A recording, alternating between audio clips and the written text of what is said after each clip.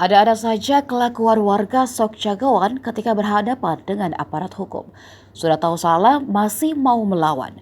Seperti yang terlihat di video ini, di mana seorang pria tanpa mengenakan baju bersikap arogan kepada anggota polisi.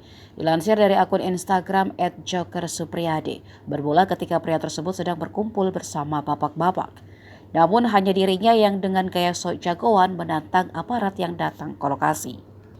Ia bahkan membentak mendorong polisi di hadapannya. Saat anggota polisi lain menegurnya, ia lalu berteriak menantang dan mengatakan jika dirinya ingin merokok. Pria tersebut juga menempelkan kepala tangannya di wajah anggota polisi dan menyentuh kepalanya. Sementara aparat itu hanya tampak diam membiarkan.